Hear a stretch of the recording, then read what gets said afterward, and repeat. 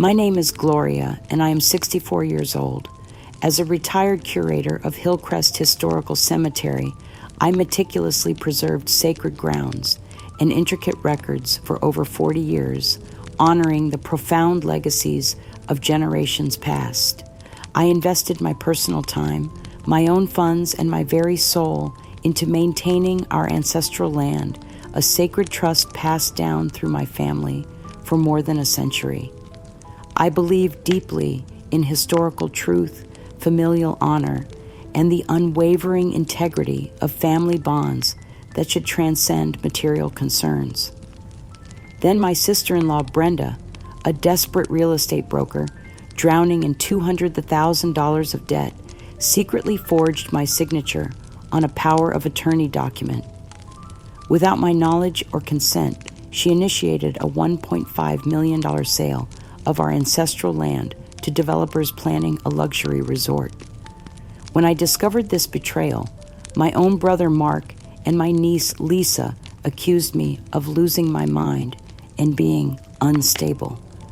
"You're a liability to this family," Brenda sneered with cold calculation. "You have no humanity left." My grandson Ethan yelled, his young voice filled with manufactured contempt. My integrity, my memory, my sacred heritage, all viciously attacked and systematically destroyed. I felt utterly discarded, dehumanized, and profoundly alone in a world that no longer recognized my worth. Yet as despair threatened to consume my very spirit, a curator's unwavering drive for truth and documentation ignited a cold, determined fury within me.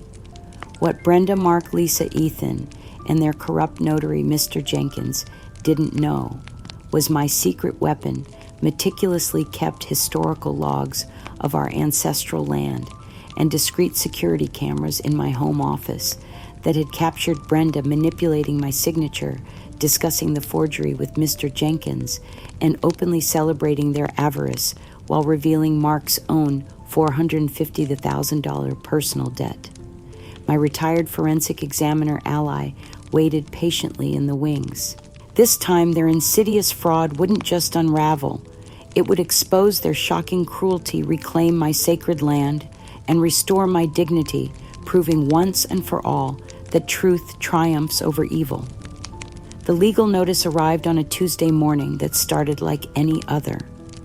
I was tending to the roses by my front gate, the same roses my late husband Arthur had planted 30 years ago, when the process server handed me an envelope that would shatter my world.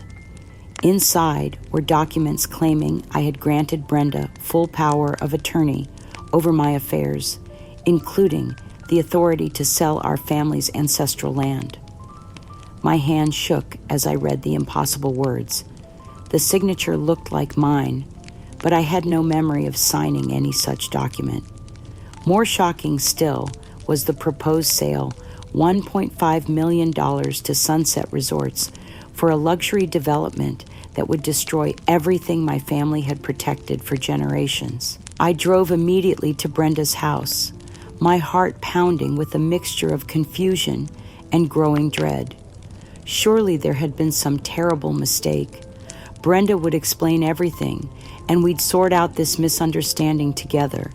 But when Brenda opened her door, I saw something in her eyes I'd never noticed before, a cold, calculating gleam that made my blood run cold. "Gloria," she said with false sweetness, "I was wondering when you'd show up. Come in, come in." My brother Mark was already there, sitting in Brenda's living room with his arms crossed, his expression stern and unwelcoming. At 66, Mark had always been the practical one in our family, but I'd never seen him look at me with such obvious impatience. "Mark," I said, relief flooding my voice, "thank goodness you're here. There's been some terrible mistake with these documents. Someone forged my signature on a power of attorney and—" "Gloria, stop." Mark's voice was sharp, cutting off my explanation. "There's no mistake. You signed those papers 3 weeks ago. You just forgot." I stared at him in disbelief. I would never forget signing something so important. Mark this as our family's land, our parents' final resting place, our heritage. Brenda settled into her chair with a triumphant smirk that chilled me to the bone. Honestly, Gloria, you're losing your mind. That power of attorney, you signed it right here in this room. You just forgot because you're not thinking clearly anymore. The casual cruelty in her voice was breathtaking. This $1.5 million sale will save us from our $200,000 debt. She continued gesturing around her expensively furnished home. And it'll help Mark with his $450,000 personal debt situation. It's time to let go of old dirt and your ridiculous sentimentality. You have no humanity left for our family's future. I felt the room spinning around me. Our family's future, Brenda, that land contains 5 generations of our ancestors. It's sacred ground. It's dirt, Gloria. Mark interrupted, his voice devoid of warmth. Expensive dirt that can solve all our problems. You're being dramatic and selfish. I turned to my brother, searching his face for any trace of the man who used to help me tend our parents' graves, who used to understand the importance of preserving our family's history. Mark, this land is sacred. It's our family's history, our resting place. I never signed any power of attorney. You know my reverence for records, for documentation. How can you believe such a monstrous lie? His response was like a physical blow. Gloria, stop being so dramatic. You're clearly unstable. You're losing your mind if you think you know anything about managing property or finances. Don't embarrass us with these wild accusations. Before I could respond, my niece Lisa walked in from the kitchen, her expression carefully neutral, but her eyes avoiding mine. At 38, Lisa had always been my favorite, the one who used to love hearing stories about our family history, who'd helped me research genealogical records. Aunt Gloria, she said with a forced laugh that didn't reach her eyes. You're practically a ghost in that old cemetery. Just let them sell it. You're being crazy about this.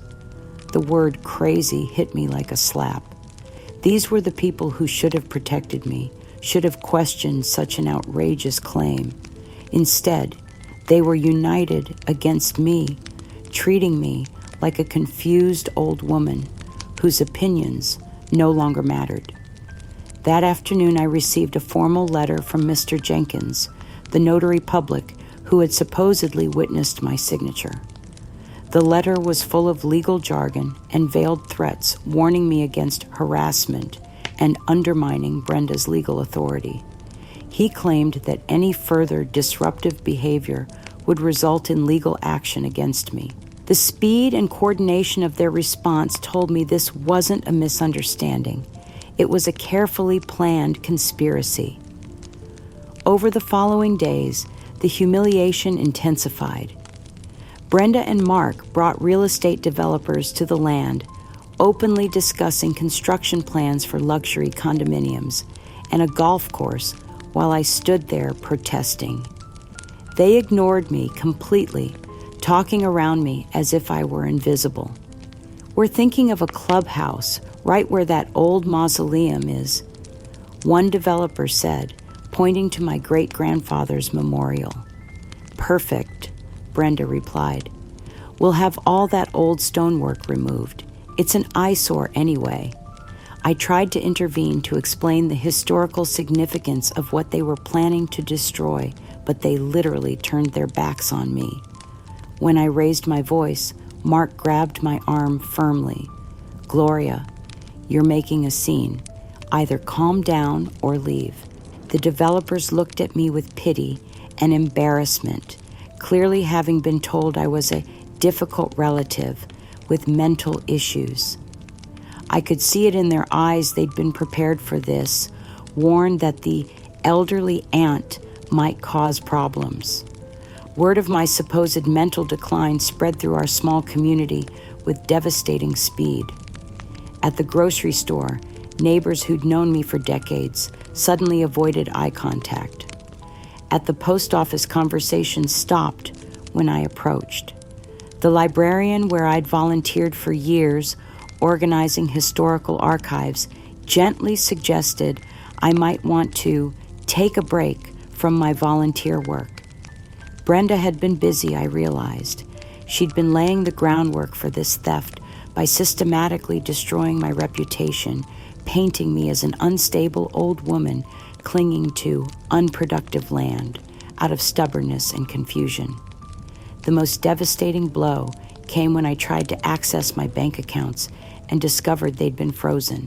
Brenda, using her forged power of attorney, had convinced the bank that she needed to manage my finances for my safety. "I'm sorry, Mrs. Henderson," the bank manager said, clearly uncomfortable. "But Mrs. Brenda Patterson has provided documentation showing she's responsible for your affairs now. We can't allow you access without her approval." I stood in that bank lobby surrounded by people who'd known me for years and felt completely powerless. With a few forged signatures and some well-placed lies, Brenda had stripped me of my autonomy, my property, and my dignity. That evening, sitting alone in my house, the house that might soon be taken from me too, I felt something I'd never experienced before, a cold, calculating fury. They thought they'd destroyed me, thought I was just a confused old woman they could manipulate and discard. They were about to discover just how wrong they were. The attacks on my sanity and my rights intensified over the following weeks with military precision. Brenda and Mark had clearly planned every move, coordinating their assault on my independence with the efficiency of seasoned criminals. First came the financial stranglehold.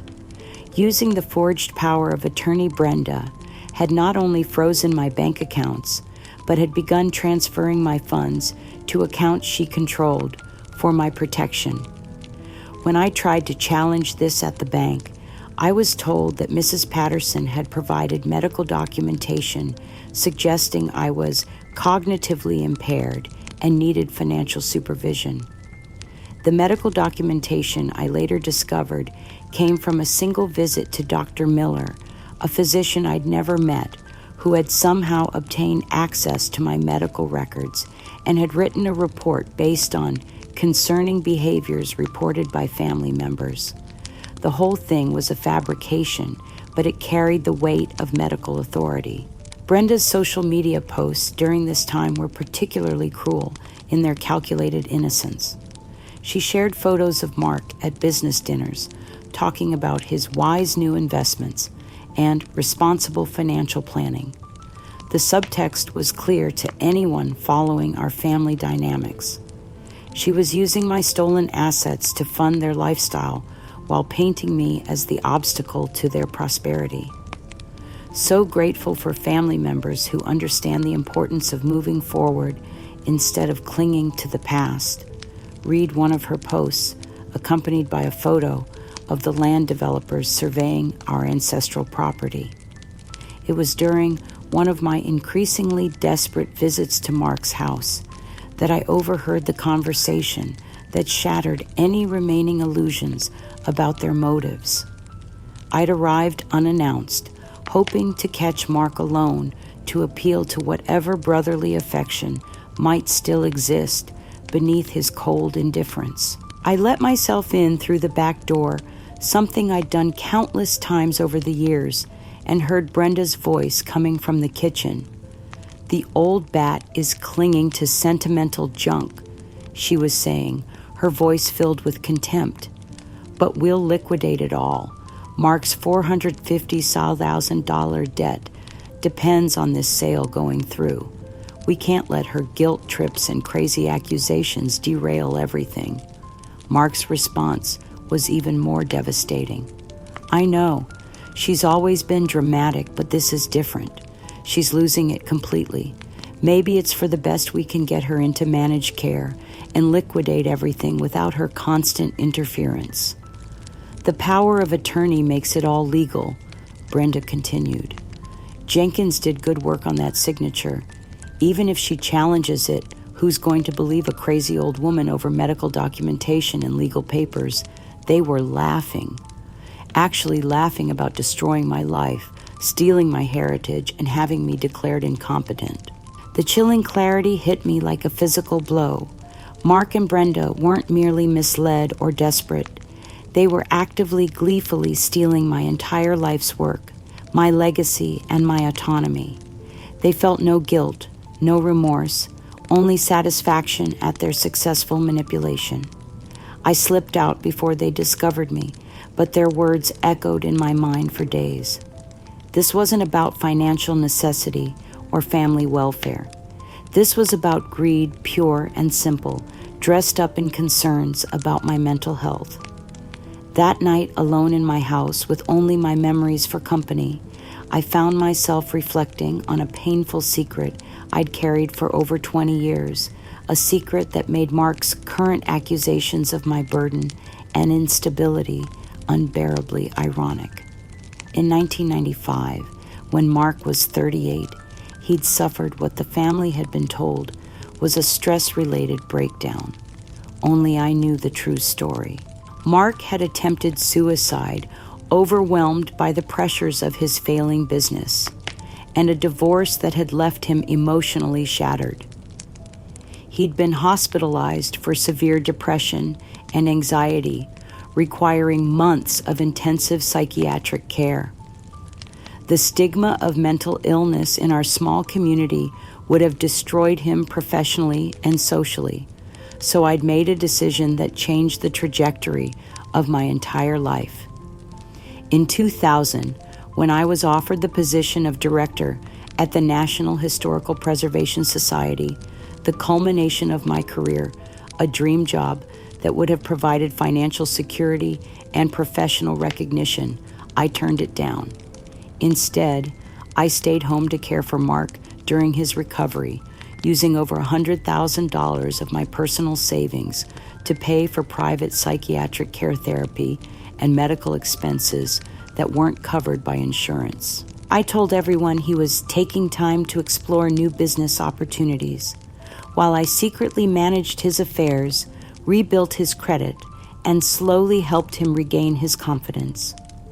For 5 years, I sacrificed my career advancement, my financial security, and my personal dreams to ensure Mark's recovery remained private and complete. I watched him rebuild his life, find success in real estate investment, and regain his standing in the community, never asking for acknowledgement or gratitude. Now this same man whose life I'd saved, whose secrets I'd protected, whose recovery I'd funded, was calling me mentally unstable and using my supposed incompetence to justify stealing everything I'd worked for. When I tried to remind Mark of my past support, to hint at the sacrifices I'd made for his welfare, his response was swift and cruel. "Mom, you're always playing the martyr," he snapped, using the dismissive tone one might use with a difficult child. "Your past choices are your own business. Brenda says you're trying to manipulate us with guilt and sentimentality. That's exactly the kind of thinking that proves you're not capable of making rational decisions anymore." Lisa, who had been quietly observing our exchange, added her own devastating blow. "Honestly, Aunt Gloria, you're getting quite paranoid. We're worried about your mental health. You're just trying to twist history to make us look bad. Maybe it's time to consider that you might need help." The irony was suffocating. The woman who had sacrificed her career to protect Mark's mental health was being diagnosed as mentally ill by the very people she'd protected. The woman who had quietly managed financial crises was being declared financially incompetent by those who owed their stability to her intervention. It was then that Mark, through Mr. Jenkins, presented what they called a generous settlement offer. If I voluntarily agreed to sell the ancestral land and accept Mark as my legal guardian, they would ensure I received the finest care at Memory Lane Gardens, an assisted living facility that cost $9,000 per month. "It's really the best solution for everyone," Mark explained with feigned concern. You'll have professional care, and we can properly manage the family assets. You'd receive $50,000 from the land sale, more than enough for a comfortable transition. $50,000 for land worth $1.5 million, for property that contained 5 generations of my family's history, for the sacred trust I'd been given to preserve and protect. The offer was designed to sound generous while being utterly insulting. They were offering me a tiny fraction of what my land was worth in exchange for my complete surrender of independence and autonomy. They wanted me to voluntarily enter an institution, to accept their narrative of my incompetence, and to legitimize their theft with my own signature. As I sat in my living room that evening, surrounded by the genealogical records and historical documents I'd spent decades collecting, I felt a profound shift taking place within me.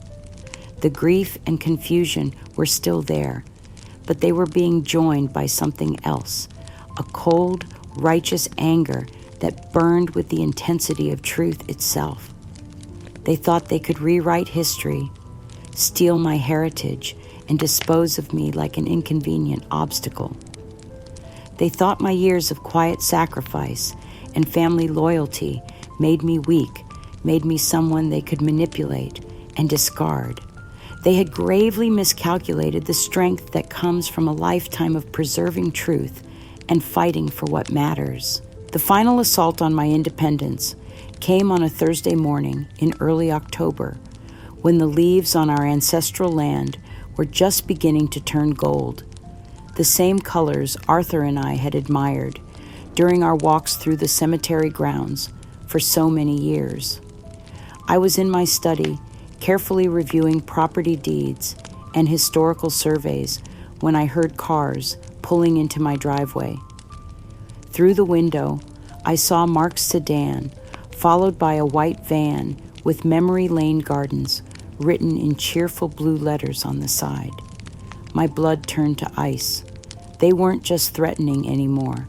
They were taking action. Mark entered my house without knocking, followed by Brenda, 2 staff members from the assisted living facility, and a man I didn't recognize who introduced himself as Dr. Miller. The same Dr. Miller who had written the report about my supposed cognitive decline without ever meeting me. Gloria, Mark said with false gentleness, "It's time. We've arranged for your transition to Memory Lane Gardens. They have a beautiful room ready for you, and you'll receive excellent care." I backed away from them, my heart pounding. I'm not going anywhere. This is my home. I haven't agreed to anything. Dr. Miller stepped forward with a clipboard and a patronizing smile. "Mrs. Henderson, I understand this is difficult, but your family is concerned about your safety. Living alone at your age with your condition, it's simply not safe anymore." My condition, I struggled to keep my voice steady. What condition? I'm perfectly healthy and competent. Brenda spoke up with mock sympathy. "Gloria, we all know you've been confused lately, forgetting things, making wild accusations. The family has made this decision for your own good." I looked desperately at Lisa, who had entered with the group, but was standing near the back, avoiding my eyes. "Lisa, please. You know me. You know my mind is clear. Your son Ethan is watching this happen. Don't let them do this to me." Lisa's face crumpled with what looked like genuine distress, but when she opened her mouth to speak, Mark cut her off sharply. "Lisa knows what's best for the family. We all do. Now, Gloria, you can come willingly, or we can have you declared incompetent by the court. Either way, you're leaving today." The staff from Memory Lane Gardens began moving through my house with practiced efficiency, boxing up my precious genealogical records, my antique cemetery maps, and my personal journals. They handled these irreplaceable documents like ordinary household goods, tossing them carelessly into boxes marked storage. "Please be careful with those. I cried watching them pack away my life's work. Those are historical documents. They're irreplaceable. One of the workers shrugged. Don't worry, ma'am. Everything's going to a secure storage facility. You can visit your things anytime. But I knew that wasn't true. Once they had me institutionalized, once they declared me incompetent, I'd never see these precious records again. They'd disappear into storage, and eventually when the storage fees went unpaid, they'd be destroyed or sold. As they led me toward the door, I made one final desperate plea to Lisa. Lisa, please don't let them do this. This is my home, our heritage. You know my mind is clear. Your own son watches you destroy his great-aunt's life. Lisa's eyes filled with tears, and for a moment, I thought she might intervene. She opened her mouth as if to speak, but Mark shot her a warning look, and she closed it again. She turned away, unable to watch, but she didn't stop them. In that agonizing moment, I understood the complete scope of the betrayal. Lisa wasn't just allowing this to happen, she was complicit in it. My own niece, who had benefited from my love and guidance her entire life, was standing by while they destroyed me. As they loaded me into the van, Mark sent a text message that I would see later. Consider this closed, Grandma. Don't contact us again, ever. You lose. This is for your own good. You're losing your mind. Brenda's parting words were delivered with a triumphant smile that revealed the true depth of her cruelty. Honestly, Gloria, this land is far too much for you now. Think of it as a fresh start paid for by your assets. You should be grateful we're taking care of everything. But the most devastating blow came from my own grandson, Ethan. As the van pulled away, I saw him standing on the sidewalk with some of his friends watching the spectacle. When one of his friends asked what was happening, Ethan replied with casual cruelty, "That cut deeper than any legal document." "That's my crazy grandma," he said loud enough for me to hear through the van window. "She's finally lost it completely. Why doesn't she just die already and save everyone the trouble?" The public dismissal by my own grandson, spoken within earshot of his friends and neighbors, was a humiliation so profound it took my breath away. This was the child I'd taught to read, whose scraped knees I'd bandaged, who used to beg for stories about our family history. Now he was publicly mocking my suffering and wishing for my death. Memory Lane Gardens was exactly what I'd expected, sterile and personal, and designed to warehouse the elderly rather than care for them. My room was small and cheerless, with a narrow bed, a single chair, and a view of the parking lot. My phone was confiscated for my safety, and I was told that all communications would need to be approved by my responsible party, Mark. It was in this sterile environment, stripped of everything that had given my life meaning, that I finally confronted the most painful secret I'd carried for over 30 years. A secret so devastating that I'd buried it even from my own conscious thoughts most of the time. Arthur, my beloved husband, hadn't died from natural causes, as everyone believed. He died from the stress of carrying a terrible burden, a burden I'd helped him carry, and that I'd continued to bear alone after his death.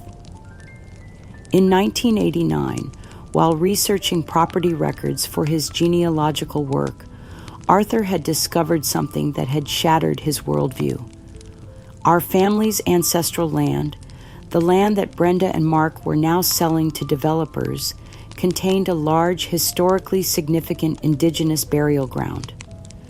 The early European settlers, who had claimed the land in the 1800s, had known about the burial ground and had deliberately suppressed this information to secure clear title to the property. Arthur had found the original surveys, the correspondence between settlers and territorial officials, and even photographs of the burial sites before they were deliberately obscured. The evidence was irrefutable. Our family had built our legacy on land that rightfully belonged to the Indigenous peoples who had been buried there for generations before European contact. The ethical dilemma had consumed Arthur. He understood that revealing this information would mean returning the land to its rightful stewards, a decision that would cost our family millions of dollars and potentially expose us to legal liability for generations of unlawful occupation. But he also couldn't bear the thought of continuing to profit from what amounted to the desecration of sacred ground. The stress of this knowledge, the weight of having to choose between family loyalty and historical justice, had literally killed him. He'd suffered a massive heart attack at age 58, brought on by months of sleepless nights and the crushing burden of moral responsibility. I'd found his research after his death hidden in a secret compartment of his desk. I'd read every document, seen every photograph, understood every implication. And I'd made the same choice Arthur had been too honorable to make. I'd buried the truth. Out of love for my young son Mark, out of fear of the financial and legal devastation that would follow out of a desperate desire to protect our family's future, I'd hidden Arthur's research and taken the secret to my grave. I'd told myself I was protecting Mark from an impossible burden, saving him from a choice that had literally killed his stepfather. Now, 30 years later, Mark was selling that same sacred land to developers who would build luxury condominiums over Indigenous graves. He was profiting from the very injustice that had tormented Arthur's conscience and ultimately cost him his life. The cosmic irony was unbearable. I'd sacrificed my husband's final wish for historical justice to protect my son's inheritance, only to have that son steal the inheritance anyway and use my supposed mental instability to justify his theft. As I sat in that sterile room at Memory Lane Gardens, surrounded by the institutional beige walls and the smell of disinfectant, I felt the weight of every secret I'd kept, every sacrifice I'd made, every truth I'd buried, to protect people who had ultimately betrayed me. But beneath the crushing despair, something else was stirring, a determination forged in the crucible of ultimate betrayal. Arthur's research was still hidden in my house, still waiting to reveal the truth about our land. My security cameras had recorded Brenda's confession. My documentation of Mark's past struggles could expose the hypocrisy of their competency claims. They thought they'd silenced me, thought they'd successfully disposed of the inconvenient old woman who stood between them and their profits. They thought my years of loyalty and sacrifice had made me weak. They were about to discover that a woman who had spent her life preserving truth and fighting for justice was far from finished. The real battle was just beginning. Life at Memory Lane Gardens was designed to break the spirit of anyone who still believed in their own autonomy.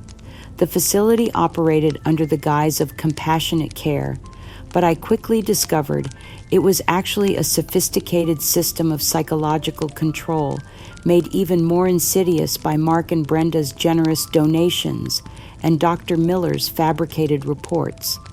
Every morning began with what they called orientation sessions, humiliating rituals where staff members would ask me basic questions, as if testing my mental capacity. What's your name? Dear. What year is it? Do you remember where you are? The condescending tone, the way they spoke to me as if I were a confused child, was deliberately designed to make me question my own competence. When I tried to discuss my work as a cemetery curator to explain the historical significance of the land that was being stolen from me, the staff would exchange knowing glances and make notes on their clipboards. "You're a resident now, dear, not a guardian of the dead," one nurse said with a patronizing smile. "Let's focus on the present, not these old stories." My attempts to sketch historical maps from memory, something that had always brought me comfort and helped me think clearly, were met with swift intervention. "We don't want you to get agitated, Mrs. Henderson," they would say, taking away my paper and pencils. "Why don't you try some nice adult coloring books instead? Much more relaxing for someone in your condition." The phrase "your condition" followed me everywhere like a toxic cloud. They never specified exactly what my condition was, but it was referenced constantly as if everyone understood that I was fundamentally impaired in ways that made my thoughts and feelings irrelevant. The most devastating psychological torture came during the supervised visits from my grandchildren. Mark and Brenda would bring Ethan and Chloe for brief, highly orchestrated encounters that felt more like staged performances than family visits. Ethan, now 16, and clearly coached beforehand, would ask leading questions designed to document my supposed decline.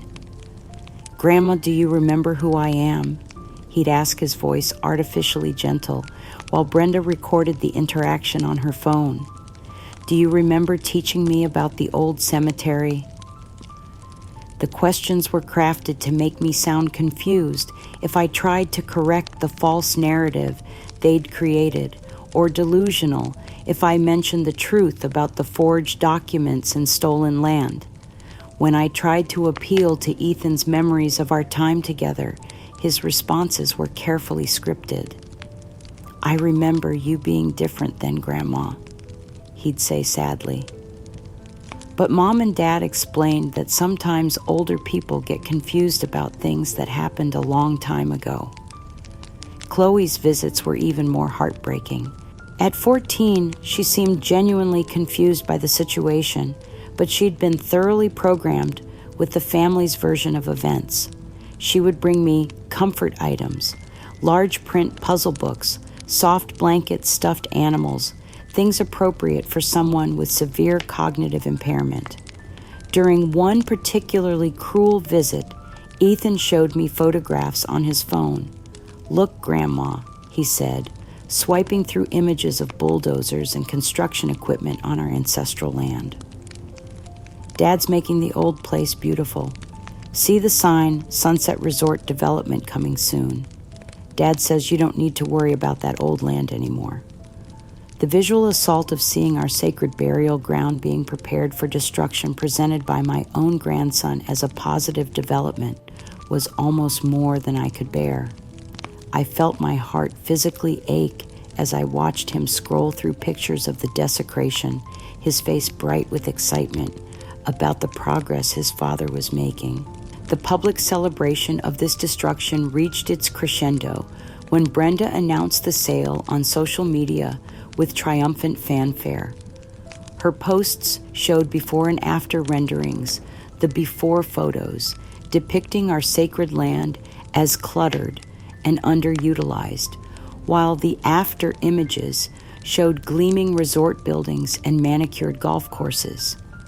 Finally, transforming this overlooked property into something truly valuable, she wrote accompanying the post with photos of herself and Mark holding oversized novelty checks for $1.5 million. Sometimes progress means letting go of outdated sentimentality and embracing the future. The comments on her posts were filled with congratulations and praise for their wise financial decision and forward-thinking development. People who had never known the true history of the land, who had never understood its sacred significance, were celebrating its destruction as if it were a victory for the entire community. Meanwhile, my financial situation grew more desperate by the day. I discovered that Mark, using his power as my guardian, had not only taken control of my bank accounts, but had also diverted my pension payments and revoked my access to any funds. When I tried to contact my own lawyer, I was told that all legal communications had to go through Mark's attorney, Mr. Davies. The facility staff made my helplessness clear in their casual conversations, which I was obviously meant to overhear. "She's a high-maintenance resident," one aide complained to another. "Family never visits except for those staged check-ins. Makes you wonder what she did to alienate them so completely." These words cut deep, because they reinforced the narrative that I was the problem, that my family's abandonment was somehow justified by my own failures rather than their calculated cruelty. Just when despair threatened to consume me completely, an unexpected source of hope appeared. Maria, a young aide who worked the night shift, had been watching my situation with growing concern. Unlike the other staff members, she seemed to recognize that there was something fundamentally wrong with how I was being treated. One evening, as she was helping me prepare for bed, she quietly slipped something into my hand, a small, worn historical cemetery guide that someone had left in the facility's waiting room. "I thought you might like this," she whispered, glancing around to make sure no one was watching. "I noticed you looking sad, and someone told me you used to work with old cemeteries." Later, alone in my room, I opened the guidebook and found something that made my heart skip a beat. Tucked inside the back cover was a tiny, almost invisible inscription in handwriting I recognized: Eleanor's help. Eleanor, my neighbor of 20 years, who had watched me tend to the ancestral land with religious devotion, who had helped me research property records, and had always supported my preservation efforts. The inscription could only mean one thing: Eleanor was somehow aware of my situation and was trying to communicate that help was available. More importantly, the message reminded me of something crucial I'd almost forgotten in my despair: the security cameras in my home office. If Eleanor had access to my house, if she'd been monitoring the situation, then the evidence of Brenda's confession and document forgery might still be accessible. For the first time in months, I felt a flicker of genuine hope. I wasn't completely alone. Someone on the outside understood what was really happening, and somewhere out there, the truth was waiting to be revealed. That night, I lay in my narrow institutional bed, clutching the cemetery guide like a lifeline. They thought they'd successfully buried me alive, convinced the world I was mentally incompetent, and erased all evidence of their crimes. They didn't know about Eleanor. They didn't know about the cameras. And they certainly didn't understand the determination of a woman who had spent her life fighting to preserve truth against those who would destroy it for profit. 6 months into my imprisonment at Memory Lane Gardens, Mark and Brenda unveiled their masterpiece of public manipulation, a highly publicized heritage development groundbreaking ceremony scheduled to take place on our ancestral land itself.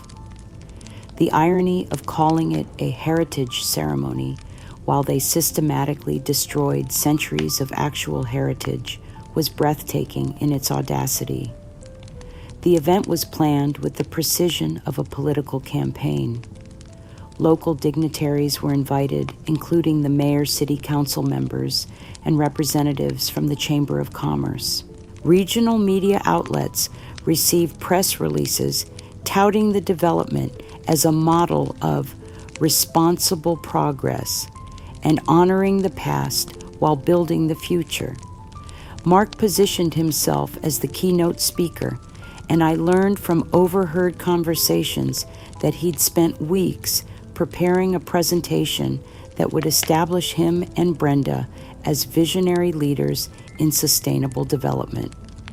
Most sickeningly, they'd based their environmental impact study on research I'd conducted years earlier about soil composition and water drainage on the property work I'd done to protect the land, now twisted to justify its destruction. The ceremony was scheduled for a Saturday morning in early spring, when the wildflowers I'd carefully cultivated on the burial grounds would be in full bloom flowers that would soon be bulldozed to make room for tennis courts and swimming pools. I learned about the event the way I learned about everything involving my stolen life now, through the filtered kindness of Maria, who had become my only ally within the facility. She'd seen the announcement in the local newspaper and recognizing the address as the land I'd spoken about so passionately brought me the article. "Mrs. Henderson," she said quietly during her night shift, "I thought you should see this. Isn't this the place you told me about, the one with your family's graves?" Reading the announcement felt like watching my own funeral being planned by my murderers. The article described the development as a $1.5 million investment in the community's future and praised Mark's vision for transforming underutilized historical property into a thriving economic asset. Underutilized historical property, the sacred burial ground of my ancestors, the land where 5 generations of my family had been laid to rest, was being described as underutilized because it wasn't generating quarterly profits. Maria, seeing my distress, made a decision that would change everything. "There's a computer in the staff lounge," she whispered. "Sometimes I take breaks there during the quiet hours. If you want to see what's happening, I could help you." The night of the ceremony, Maria helped me access the live stream on the facility's computer. Sitting in the darkened staff lounge at 2 a.m, I watched my family's sacred ground being desecrated in real time. Mark stood at a podium erected directly over what I knew was my great-great-grandmother's grave, speaking to a crowd of several hundred people about his commitment to moving our community forward while respecting our shared heritage. Too often, he said, his voice carrying across the land where my ancestors rested, "We allow sentimentality to prevent progress." This beautiful property had been locked away for decades, serving no one, benefiting no one. Today, we transform it into something that will create jobs, generate tax revenue, and provide recreational opportunities for generations to come. The crowd applauded enthusiastically. These people didn't know they were celebrating the desecration of burial grounds. They saw only a successful businessman turning unused land into community assets. Brenda spoke next her presentation, focusing on the environmental benefits of the development. She'd hired graphic designers to create beautiful renderings showing the proposed resort nestled harmoniously into the landscape with no mention of the graves that would be disturbed or the sacred sites that would be destroyed. "We've conducted extensive environmental studies," she lied smoothly, "and we're committed to preserving the natural beauty of this space while making it accessible to everyone.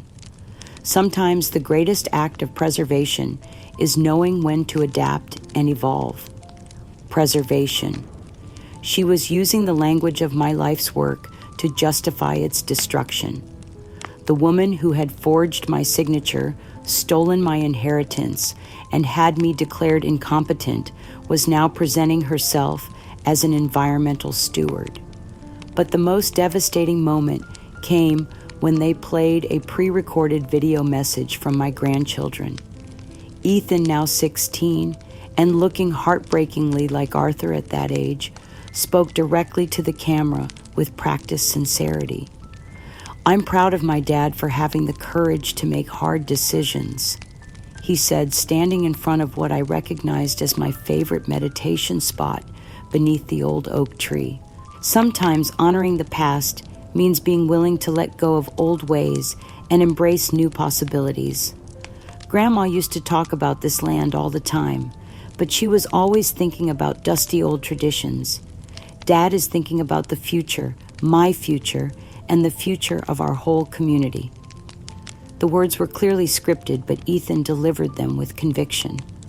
This was the boy I'd taught to identify wildflowers, who'd helped me tend the graves of his ancestors, who'd once told me he wanted to be a historian like his step-grandfather Arthur.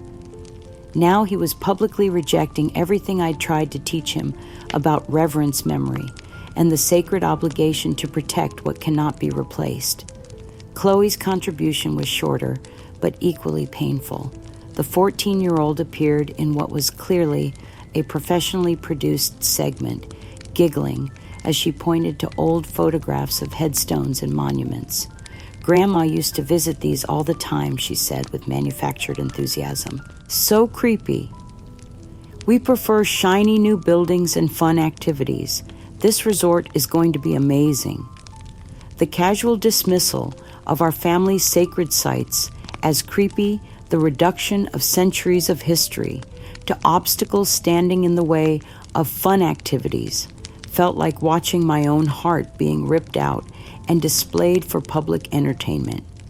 As the ceremony concluded with an actual groundbreaking Mark and Brenda wielding golden shovels while photographers captured their triumph, I collapsed in the staff lounge chair, my body shaking with rage and despair so profound I couldn't catch my breath. Maria found me there an hour later, still staring at the blank computer screen, tears streaming down my face. "Mrs. Henderson," she said gently, "are you okay?" How could I explain that I just watched my life's work being systematically destroyed while my own family celebrated the destruction? How could I describe the feeling of seeing sacred ground violated while the violators were praised for their vision and courage? But even in that moment of absolute despair, something unexpected happened. As Maria helped me back to my room, she mentioned something that pierced through my grief like a shaft of light. "You know," she said quietly, "there was an older man watching the live stream on his phone in the parking lot during my dinner break. He looked really upset about the whole thing. When I walked past him, I heard him on the phone saying something about, 'That's not what Gloria would have wanted, and someone needs to investigate this.' An older man who knew what I would have wanted, someone outside the facility who understood that something was fundamentally wrong with this situation. It could only be Dr. Samuel Chen, my former colleague from the Historical Preservation Society. Sam had worked with me for 15 years, had co-authored papers on cemetery conservation, and had always respected my expertise and integrity. If Sam was watching, if he was questioning what he'd seen, then maybe the professional community I'd served for so long wasn't completely convinced by Mark and Brenda's narrative of my mental decline. For the first time since being imprisoned in this facility, I felt something other than despair. I felt the stirring of hope and the beginning of a plan. They thought they'd destroyed my credibility, isolated me from anyone who might challenge their lies, and successfully buried the truth, along with my family's graves. They didn't know that truth has a way of surfacing, especially when it's been buried by people who don't understand its power. The final phase of my destruction began exactly 1 week after the groundbreaking ceremony, as if Mark and Brenda had been waiting to savor their public triumph before delivering the killing blow to any hope I might have retained for justice or dignity. The lawsuit documents arrived at Memory Lane Gardens on a Monday morning, delivered to the facility administrator rather than to me, directly another reminder that I was no longer considered competent to handle my own legal affairs. The thick manila envelope contained a complaint that would have been laughable if it weren't so devastatingly effective. Brenda was suing me for $1 million. According to the meticulously crafted legal document, my harassment and false accusations regarding the power of attorney had caused Brenda severe emotional distress. My erratic behavior and public defamation had damaged her reputation as a real estate professional. Most grotesquely, the lawsuit claimed that my mismanagement of family relationships and my obsessive attachment to the ancestral property had created a hostile environment that had negatively impacted her business prospects. Every word was a carefully constructed lie, but lies wrapped in legal language and filed in official court documents carry weight that truth spoken by a woman in an assisted living facility cannot match. The message was clear. Even if I somehow found a way to challenge their theft, the cost of defending myself against this frivolous lawsuit would consume whatever resources I might have left. But Brenda wasn't finished with her financial assault.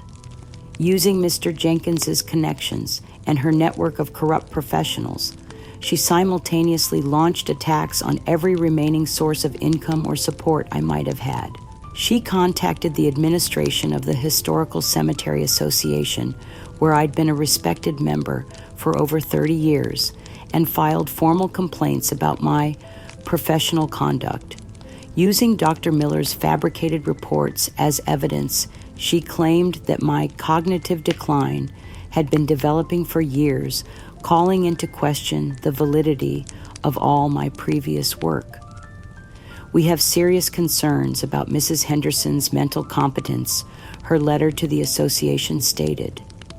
There are questions about whether her past archival work meets current professional standards and whether her certification should be revoked retroactively. The response was swift and devastating. Within 2 weeks, I received a letter informing me that my professional certifications were being revoked. My membership in the association was terminated, and my pension payments were permanently suspended, pending a full investigation into allegations of gross misconduct in my archival work. 40 years of dedicated service, hundreds of families helped through their darkest hours, decades of meticulous research and preservation work, all of it dismissed and invalidated based on the lies of a woman who had forged my signature to steal my inheritance. The loss of my pension meant I could no longer afford even the basic accommodations at Memory Lane Gardens. The facility administrator, Mrs. Davidson, called me into her office with obvious discomfort to explain my transition options. Mrs. Henderson, I'm afraid your family has indicated they can no longer cover the costs of your care here, she said, avoiding my eyes. We'll need to arrange for your transfer to a more appropriate facility. More appropriate, code for the county-run nursing home where indigent elderly people were warehoused until they died, a place I'd visited during my career and had always prayed I'd never end up. The eviction from Memory Lane Gardens was timed perfectly to maximize my humiliation. Brenda had somehow learned the exact date and time, and she'd arranged for local media to be present as I was moved out with my few remaining possessions in garbage bags. The news story that aired that evening showed me as a pitiful figure, a confused old woman being helped into a county transport van, while reporters explained that I'd been unable to maintain independent living and had become a burden on family members who could no longer provide adequate support. The reporter interviewed Brenda on camera, and her performance was masterful. She stood in front of the construction site that had once been our ancestral land, wearing a perfectly coordinated outfit and an expression of practiced concern. It's heartbreaking to watch someone you care about struggle with these kinds of issues, she said, dabbing at her eyes with a tissue. We tried everything we could to help Gloria maintain her independence, but sometimes you have to make hard decisions for someone's safety and well-being. Standing beside her, Mark nodded gravely. We just want what's best for our family, he said.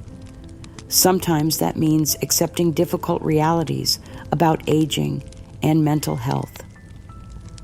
They looked like concerned family members making painful but necessary decisions. The viewing public saw only their composed explanations and my disheveled appearance being loaded into a government vehicle. No one questioned their narrative or wondered why a respected professional had suddenly become indigent and confused. But Brenda's cruelest display of triumph was yet to come. 2 weeks after my eviction, she made a highly publicized donation to the local historical society, a $50,000 contribution toward the construction of a memorial garden to be named in Arthur's honor. The irony was sickening. She was using money stolen from the sale of our ancestral land to fund a memorial for my late husband, presenting herself as someone who honored family memory, while she was actively destroying the actual sites where Arthur's family was buried. The dedication ceremony was covered extensively in local media, with Brenda speaking about the importance of preserving family legacies and honoring those who came before us.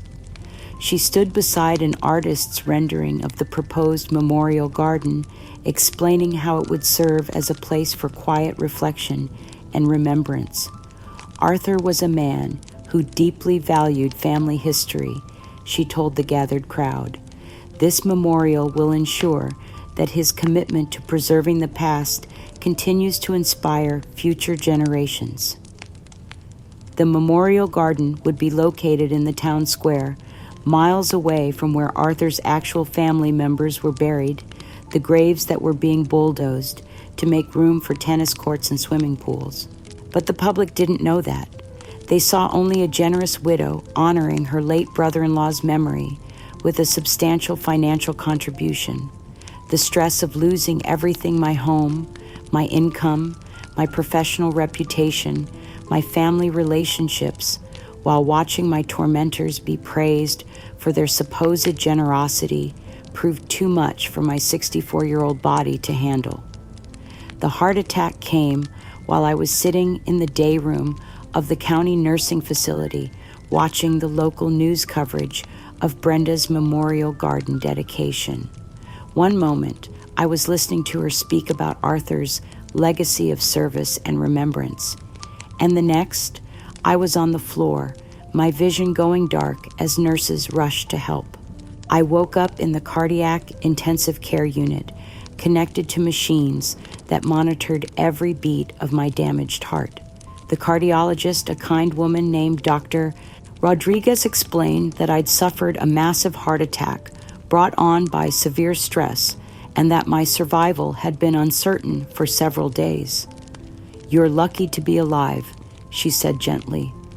"Your heart was under tremendous strain. The combination of emotional stress and financial worry can be just as dangerous as any physical threat." As I lay in that hospital bed, barely alive and completely alone, my mind drifted in and out of consciousness. In those hazy moments between sleep and waking, I found myself remembering conversations with Arthur that I'd buried deep in my mind for over 30 years. I could see him in his study, holding a stack of old documents and surveys, his face grave with the weight of terrible knowledge. I could hear his voice shaky with emotion as he told me about the Indigenous burial ground, about the deliberate suppression of sacred sites by the early settlers who'd claimed our land. Gloria, his voice echoed in my memory. We're living on stolen ground. Our whole family history is built on a lie, and I don't know how to live with that knowledge. Now, as I hovered between life and death, I understood that Arthur's ethical dilemma had become my burden to bear. The land that Mark and Brenda had stolen and sold for resort development wasn't just my family's ancestral property. It was sacred ground that belonged to Indigenous peoples who had been buried there long before any European settlers arrived. They weren't just destroying my family's legacy. They were compounding a historical injustice that had tormented Arthur's conscience and that I'd spent 30 years trying to suppress. In that moment of clarity, I felt something I hadn't experienced since before this nightmare began, a sense of purpose that transcended my personal suffering. This wasn't just about recovering my stolen inheritance or restoring my reputation. This was about honoring the sacred obligations that Arthur had died trying to fulfill. As my strength slowly returned, I made a decision that would change everything. I would expose not just Mark and Brenda's fraud, but the deeper historical injustice that made their theft even more unconscionable. They thought they'd buried the truth along with my reputation.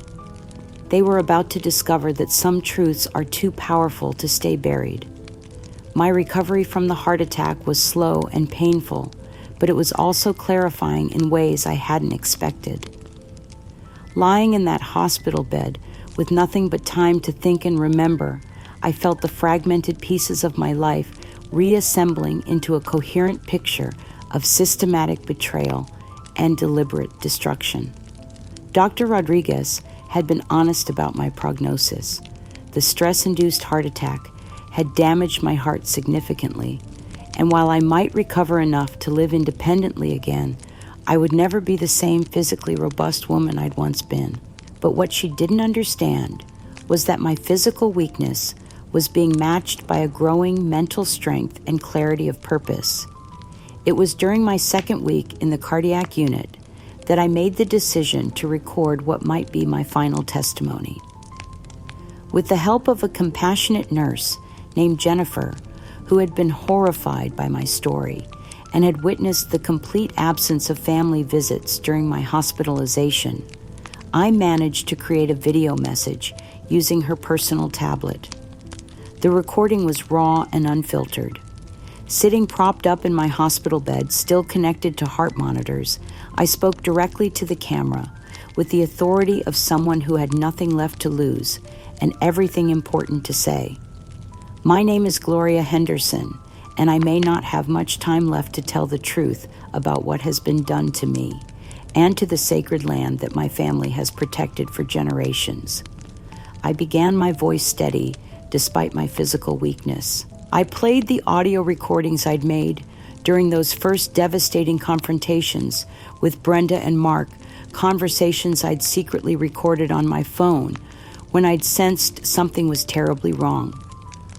Brenda's voice came through clearly boasting about getting the old lady's money and discussing the forged power of attorney with casual cruelty. The old bat is clinging to sentimental junk, her recorded voice declared, but we'll liquidate it all. Mark's debt depends on this sale going through, and I'm not going to let some confused old woman destroy our financial security. In the video, I also carefully revealed the truth about the Indigenous burial ground, sharing Arthur's research, and the ethical burden that had literally killed him.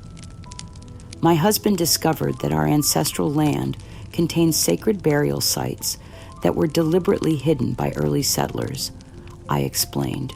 He died from the stress of carrying this knowledge, and I've spent 30 years protecting my family from this truth.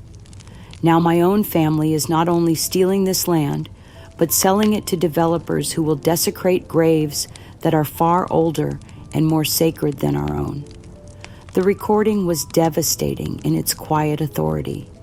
No screaming, no dramatic accusations, just a dying woman telling the truth with irrefutable evidence and historical documentation. Jennifer helped me prepare the video for delivery to Mark with copies sent to local media and the district attorney's office. My plan was simple: give Mark one last chance to do the right thing, to choose truth over greed, to honor both his family's real heritage and the deeper historical justice that Arthur had died trying to achieve.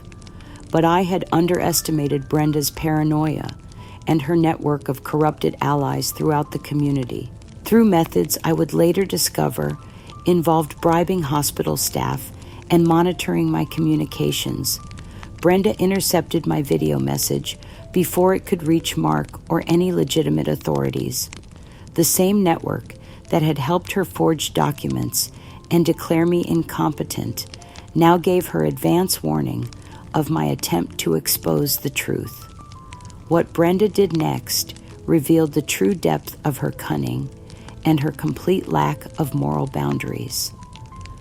Working with a video production company that specialized in digital manipulation, she took my raw, honest testimony and subjected it to sophisticated editing that transformed it into something unrecognizable.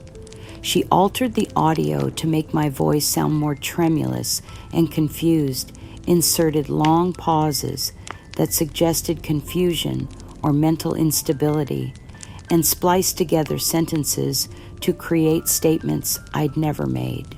Most insidiously, she completely removed the audio evidence of her own damning statements, replacing them with distorted noise that she claimed was unintelligible rambling, proving my mental deterioration. The historical evidence about the Indigenous burial ground was edited to make it sound like paranoid fantasies about ancient conspiracies and hidden treasures. The final product bore no resemblance to my original message. Instead of a dying woman's truthful testimony, it appeared to be the delusional rantings of someone suffering from severe mental illness, possibly complicated by the effects of my recent heart attack.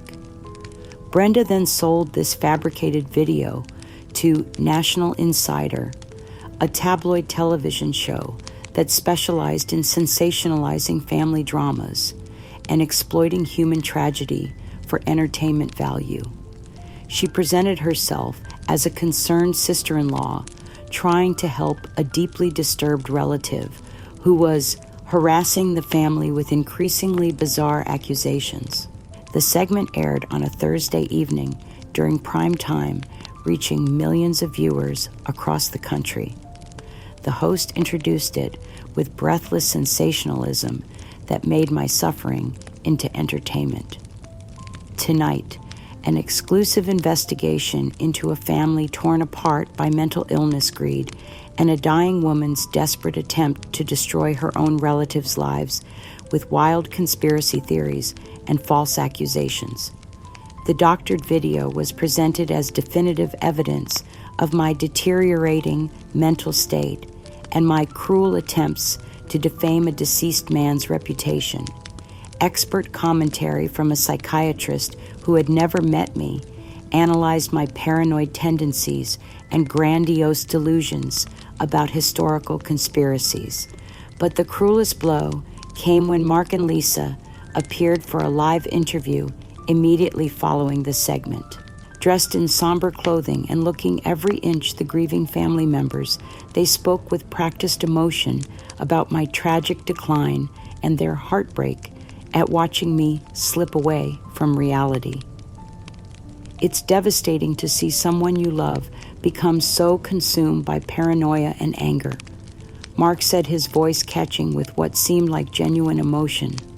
Gloria was always a strong, intelligent woman, but since her heart attack, she's become convinced that everyone is conspiring against her. The accusations she's making, they're not only false, they're deeply hurtful to our family's healing process. Lisa, sitting beside him with tears in her eyes, added her own devastating testimony. We've tried everything to help Aunt Gloria, but she rejects every attempt at support. She's created this elaborate fantasy where we're all villains in some conspiracy to steal from her, when the truth is, we're just trying to take care of family business while she recovers. The interviewer leaned forward with feigned sympathy. This must be incredibly difficult for your children as well. It is, Mark nodded gravely. Ethan and Chloe are here with us tonight because they wanted people to understand how this has affected them. The camera panned to show my grandchildren sitting beside their father, both looking mature and thoughtful beyond their years. When asked about their grandmother's behavior, they spoke with carefully coached sincerity that broke my heart completely. I love Grandma Gloria. Ethan said, his young voice steady and convincing. But since her heart attack, she's been saying things that aren't true, making accusations against people who are just trying to help her. It's scary sometimes, and we just want her to get the help she needs so she can be herself again. Chloe, now 14, and looking heartbreakingly like I had at her age, added, "We miss the grandma we used to know, the one who told us stories and taught us about history. This new version, It's like she's become someone else, someone angry and suspicious who sees enemies everywhere. The performance was flawless. Mark, Lisa, and the children came across as a loving family trying to cope with a difficult, mentally unstable relative. I was portrayed as a tragic figure whose illness had transformed me from a beloved family member into a source of pain and false accusations. The segment ended with Mark making a public plea for privacy during this difficult time, while expressing hope that I would accept the professional help being offered and find peace in whatever time I have left. Within hours, the story had gone viral on social media. My name became associated with cautionary tales about mental illness, family dysfunction, and the dangers of allowing elderly relatives to become isolated and paranoid.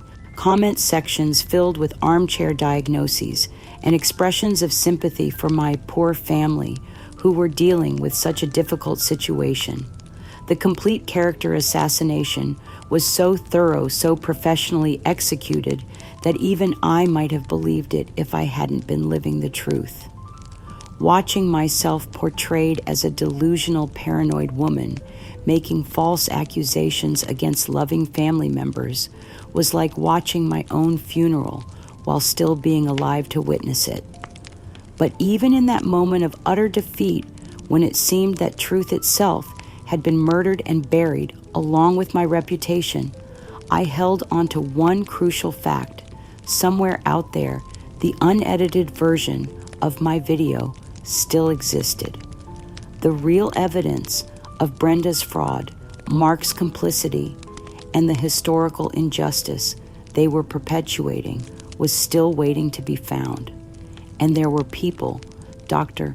Chen Eleanor, others in the professional community who had known me for decades, who might recognize that the woman in that twisted video wasn't the Gloria Henderson they had known and respected.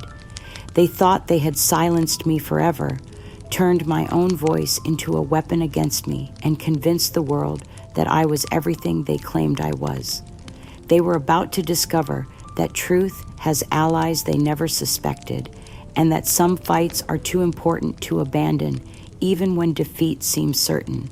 The miracle I'd been hoping for came from an unexpected source, Eleanor, my neighbor, who had been quietly watching and documenting everything from the beginning. 3 months after my national humiliation, as I lay recovering in a charity hospital ward, I received a visit that would change everything. Dr. Samuel Chen, my former colleague from the Historical Preservation Society, walked into my room carrying a briefcase and wearing an expression of righteous fury I'd never seen on his usually gentle face.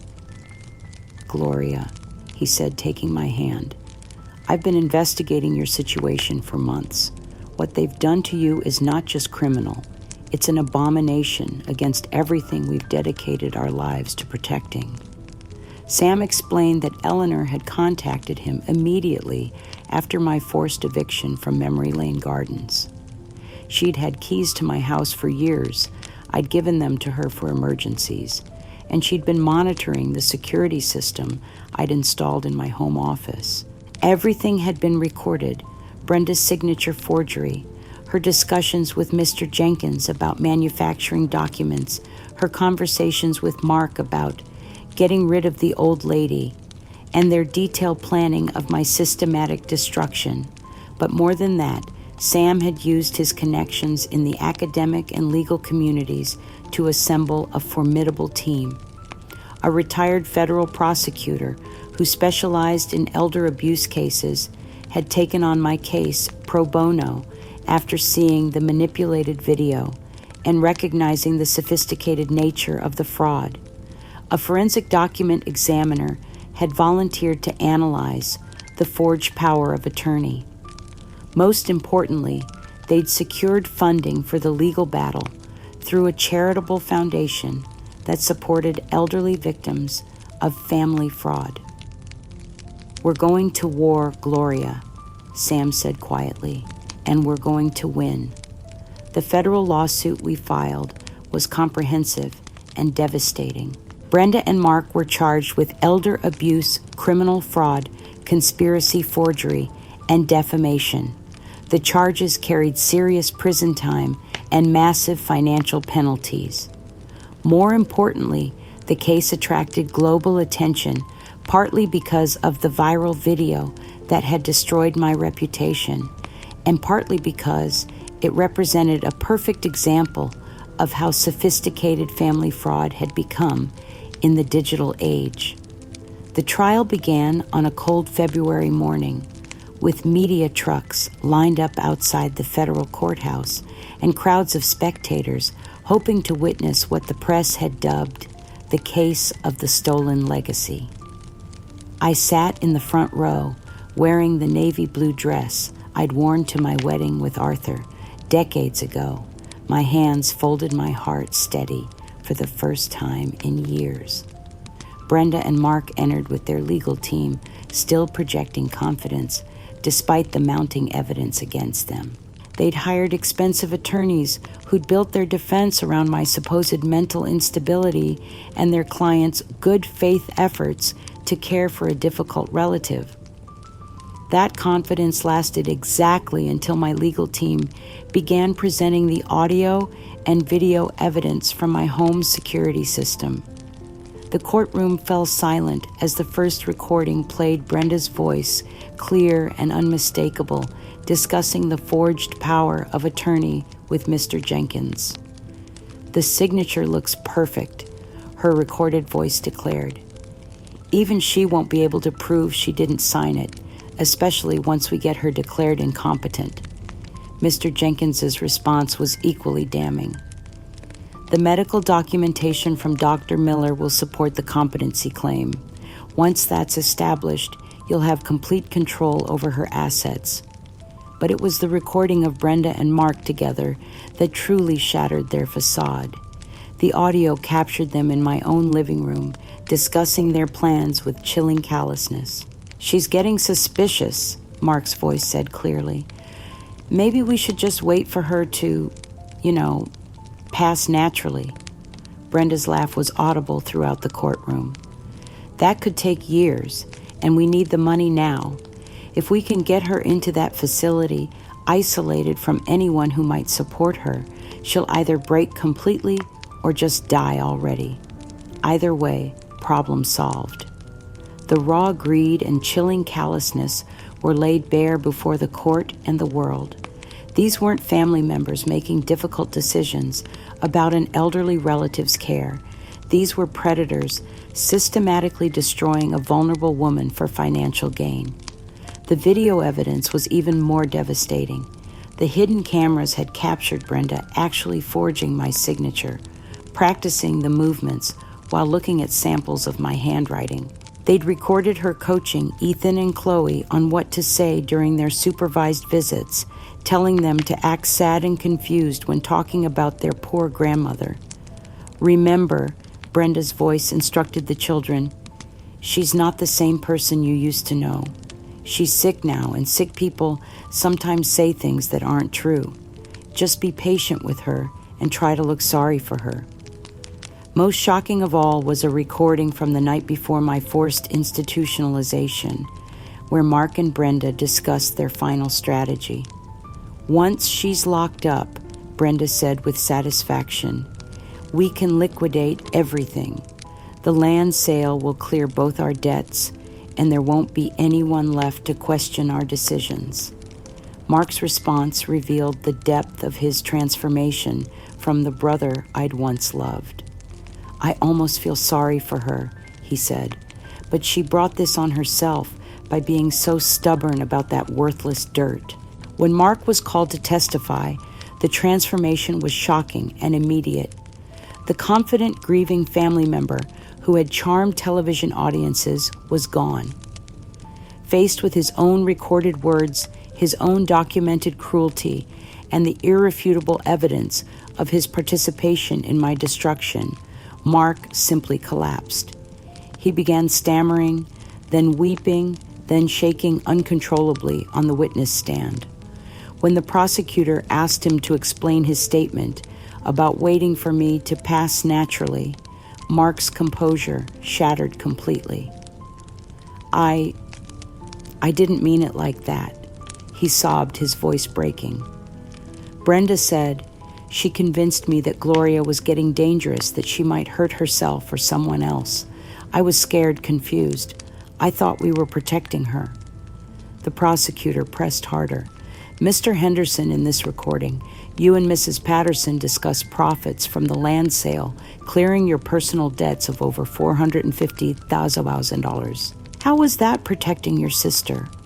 Mark's facade crumbled entirely. I needed the money, he whispered, burying his face in his hands. I was drowning in debt, and Brenda said Gloria would never miss the land. She said Gloria was losing her mind anyway, that we'd be doing her a favor. The sight of him, this man who had systematically destroyed my life, completely broken by his own recorded words, was both heartbreaking and vindicating. This wasn't the calculated cruelty I'd expected. It was the complete moral collapse of someone who had convinced himself his lies were justified. Brenda attempted to flee the courtroom during the lunch recess, but was apprehended in the parking garage.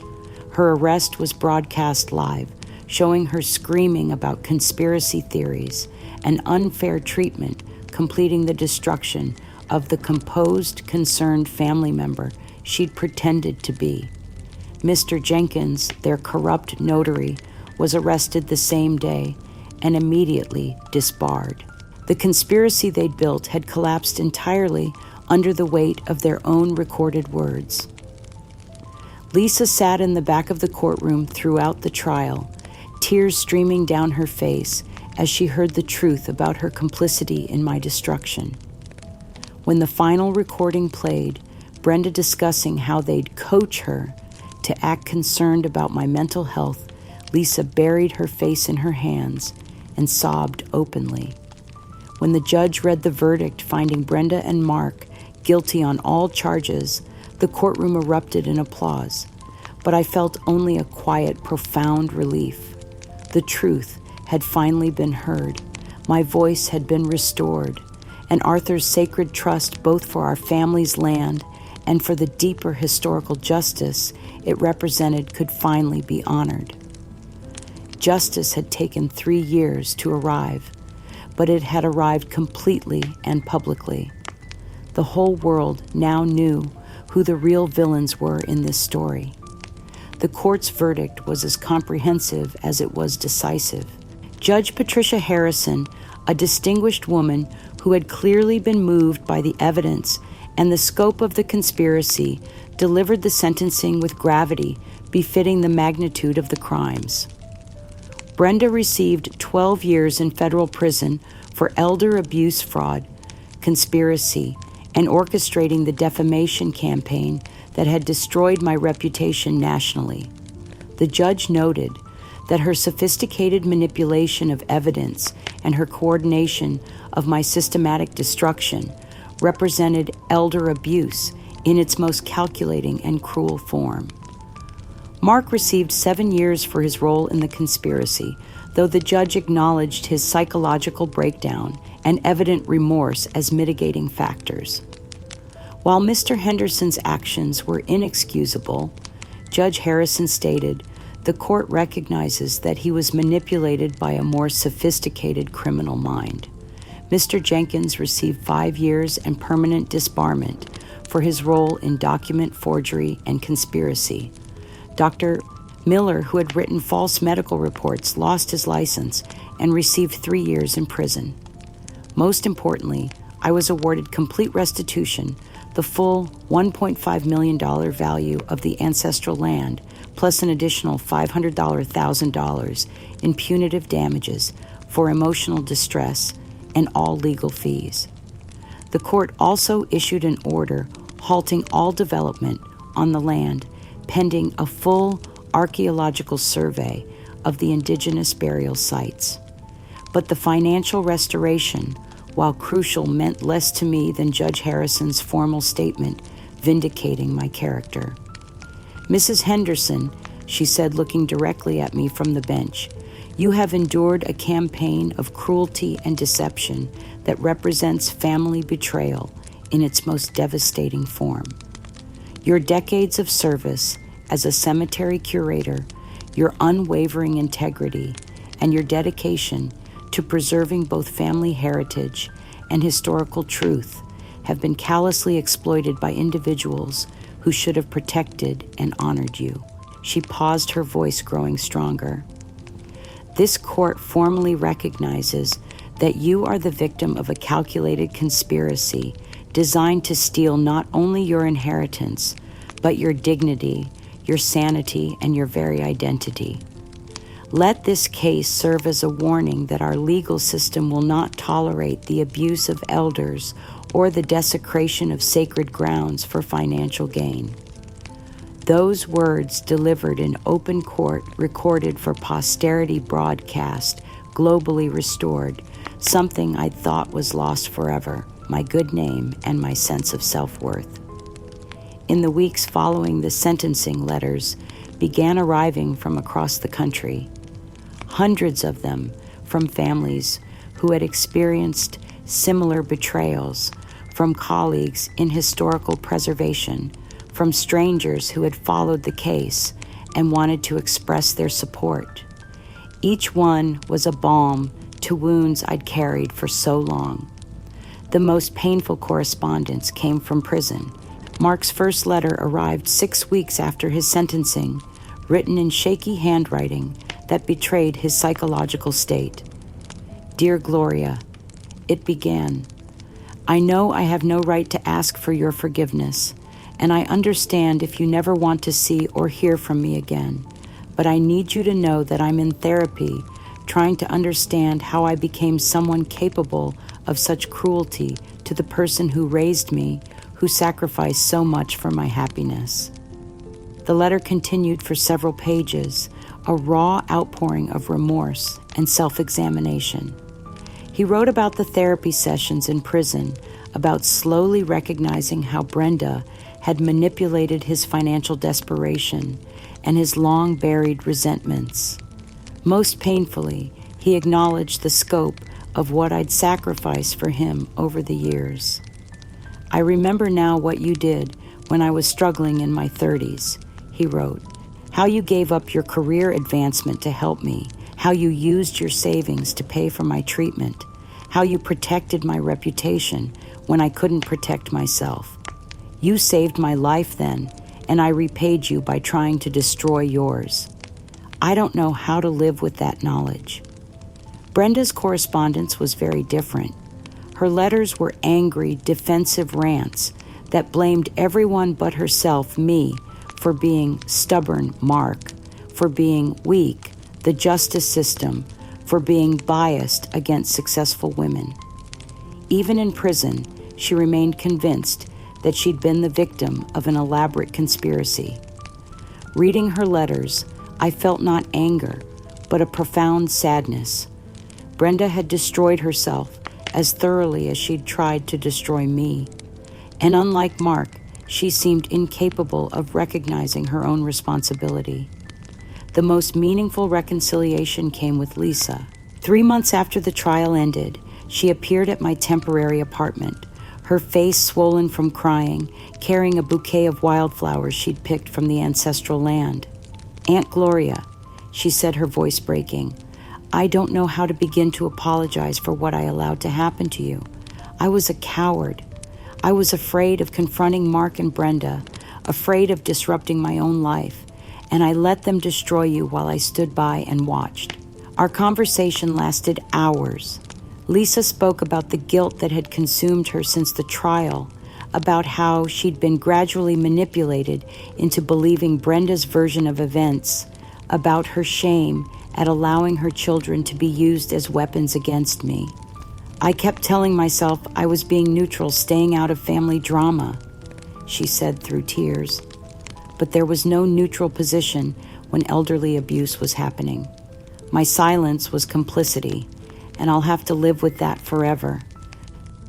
But Lisa didn't just offer apologies, she offered action. She'd already begun volunteering with elder advocacy groups, using her own story as a cautionary tale about the dangers of passive complicity in family abuse. She'd also started therapy with Ethan and Chloe, helping them process the trauma of learning their parents were criminals. The healing with my grandchildren was slower and more complex. Ethan, now 17, was old enough to understand the magnitude of what had been done and his own role in it. When he finally visited me, he could barely speak through his tears. "Grandma Gloria," he said, "I know I said terrible things about you on TV at that ceremony. I believed what Mom and Dad told me, and I was too young and stupid to question it. But I remember now. I remember the real you, the one who taught me about history and respect and taking care of family land." Chloe, 15, now and more mature than anyone should have to be at that age, was equally remorseful. "I want to learn about our real family history," she said quietly. "Not the version Mom and Dad made up. I want to know about great-great-grandmother's grave and about the Indigenous people who were buried there first. I want to help make sure none of it gets forgotten again." These conversations weren't easy, and the healing process would take years. But they were real, authentic connections built on truth rather than manipulation. For the first time since this nightmare began, I could see the possibility of genuine family relationships based on honesty and mutual respect. My victory was complete, but it was bittersweet. Mark was in prison, his life destroyed by his own choices. Brenda was imprisoned and completely unrepentant. Lisa and the children were in therapy, struggling to rebuild their understanding of family and loyalty. The truth had prevailed, but at such a tremendous cost.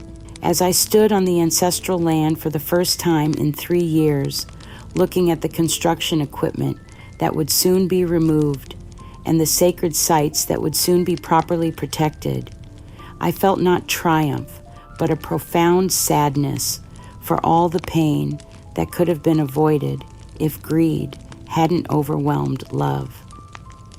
Still, the land was safe.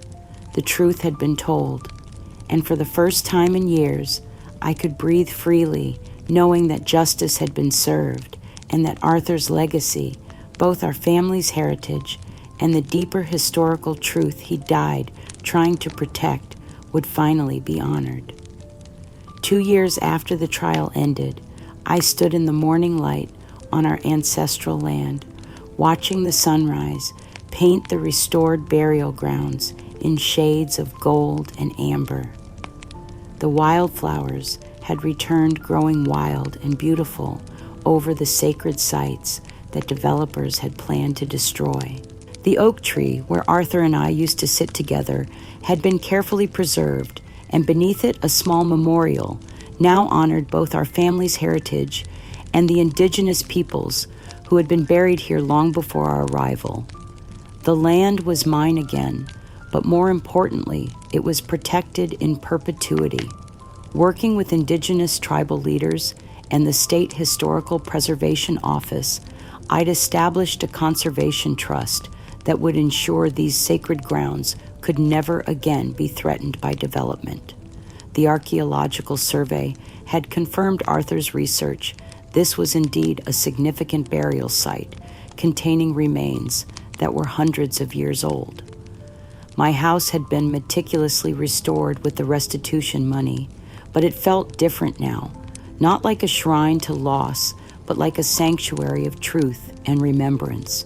Every room held memories that Mark and Brenda had tried to steal, but now those memories felt sacred again, protected by justice and honored by the community that had come to understand what had really happened. My days had found a rhythm that filled me with purpose and peace. 3 mornings a week, I offered workshops on historical preservation and ethical land stewardship at the community college. Young people came to learn about researching family histories, documenting oral traditions, and understanding the complex layers of ownership and heritage that existed in every piece of land. Remember, I would tell my students, we are not owners of the land, we are temporary stewards. Our job is to protect what was entrusted to us and to pass it on intact to those who come after us. The work felt like a homecoming using my skills, not for my own benefit, but for the broader community, helping others understand the sacred responsibility that comes with heritage and memory. Mark's letters continued to arrive regularly, charting his slow but genuine progress toward redemption. His early correspondence had been desperate and self-pitying, but over time, his writing had evolved into something deeper and more reflective. "I'm learning about Indigenous rights in my history classes here," he wrote in one recent letter. "Understanding what Dad discovered about our land, what you and he carried alone all those years. I see now that we weren't just stealing from you, we were participating in a much older injustice. I don't know how to make amends for that, but I want to try." While I couldn't envision a close relationship with Mark in the future, I'd reached a place of cautious hope about his journey toward understanding. Prison had broken him, but it was also forcing him to confront truths about himself and his actions that he'd spent years avoiding. Lisa had become the family member I'd always hoped she could be. Our relationship had blossomed into something profound and authentic, built on the foundation of shared truth and mutual forgiveness. She visited twice a week, helping me tend the memorial gardens and learning about the complex history of our land. "I want to understand everything," she told me recently, as we planted native flowers over the burial sites. Not just our family story, but the whole story, the people who were here first, the injustices that were committed, the responsibilities we inherit along with the land. Together, we'd created educational programs for local schools, teaching children about the layers of history that existed in their own communities. Lisa had discovered a gift for connecting with young people, helping them understand that history wasn't just dates and names, but real people making choices that echoed through generations. The reconciliation with Ethan and Chloe had been even more meaningful. Now, 18 and 16 respectively, they'd grown into thoughtful young adults who understood the magnitude of what had happened and their own roles in it. They spent most weekends with me, helping maintain the land and learning about their real family history. Ethan had decided to major in American Indian Studies, inspired by our work with the tribal leaders who were helping us properly honor the burial sites. "I want to understand what great-great-grandfather Arthur discovered," he'd told me. "I want to help make sure these kinds of injustices don't happen anymore." Chloe had become passionate about elder advocacy, volunteering with organizations that helped elderly people protect themselves from family fraud. "What happened to you happens to thousands of people," she'd said with the fierce determination that reminded me of myself at her age. "Someone needs to speak up for them."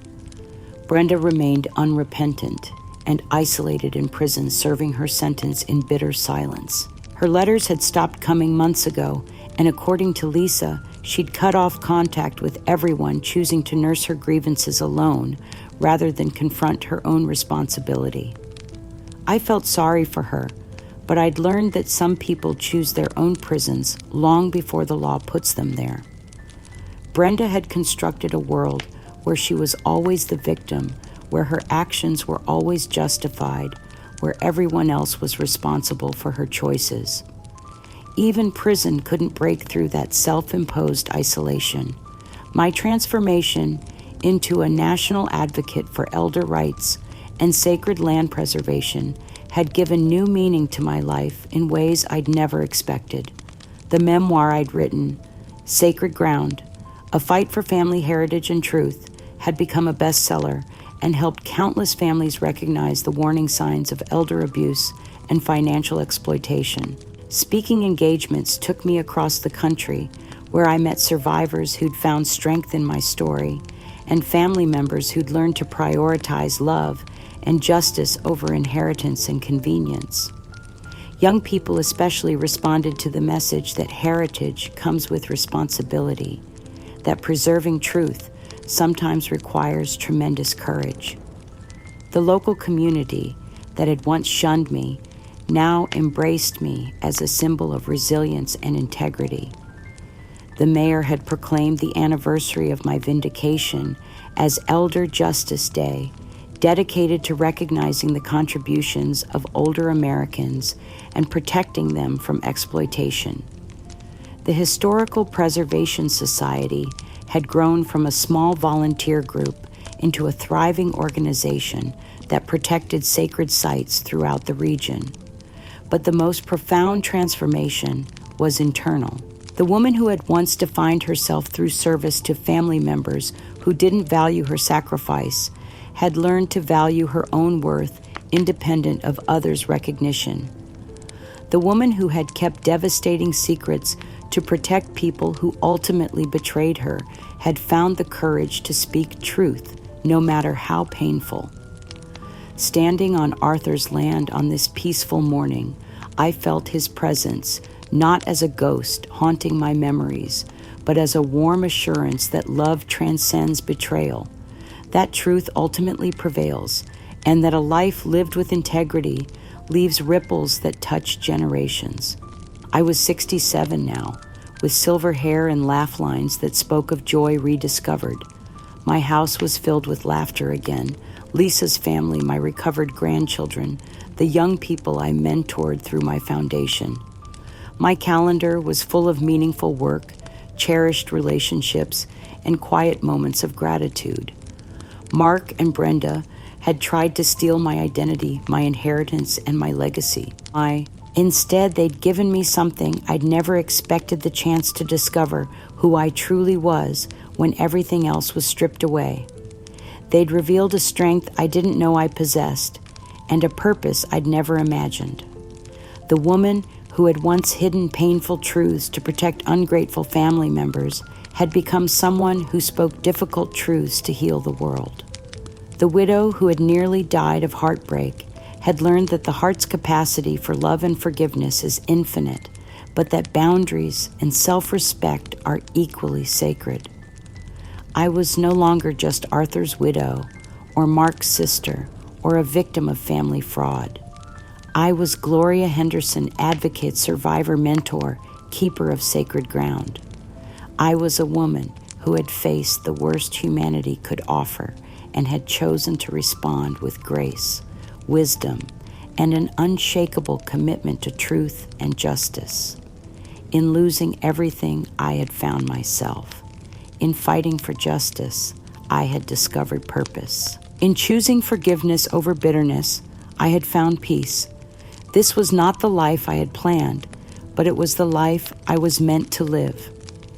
Years have passed since that terrible time when I thought my world had ended, and I can honestly say that my life today radiates an unshakable inner peace hard-won through immense adversity.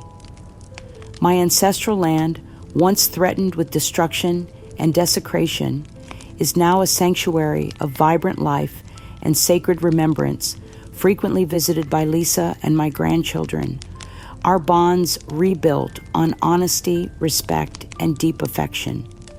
We've created something beautiful here, not just a preserved historical site, but a living testament to the power of truth and the importance of protecting what cannot be replaced. I've become a revered figure in the national conversation about elder rights and sacred land preservation, my story serving as a beacon of hope for countless others fighting for their rightful legacies. My days are rich with newfound passions, the quiet joy of my hard-won independence, the profound contentment of a life truly lived on my own terms, free from manipulation and fear. Through my foundation, my writing, and my speaking engagements, I've transformed my deepest pain into lasting purpose, helping other families navigate the complex intersection of heritage, responsibility, and love. Looking back on my arduous journey, I understand now that my greatest strength lay not in blind trust or silent endurance, but in courageously confronting profound deceit and fighting for the sacred heritage that Arthur and I had been entrusted to protect. I learned that self-worth is an unshakable foundation, and that true family is built on truth and integrity, not greed or manipulation. I carry no bitterness toward Mark and Brenda, only a profound wisdom gained from transforming my deepest pain into a force for healing and justice in the world. This story is a testament to the insidious nature of familial property fraud and elder abuse, but more importantly, it's proof of the profound courage it takes for someone to fight for their fundamental rights and sacred heritage. It demonstrates that truth will ultimately prevail, that dignity can be reclaimed even after devastating betrayal, and that a life of purpose and authentic connection is always possible. To anyone facing similar battles, know this: your spirit of resilience and wisdom can triumph over even the most ruthless greed. Your heritage matters, your truth matters, and you are never too old to reclaim your life. Protect what you've been entrusted to preserve and write a new chapter filled with peace, purpose, and the deep satisfaction that comes from standing up for what is right.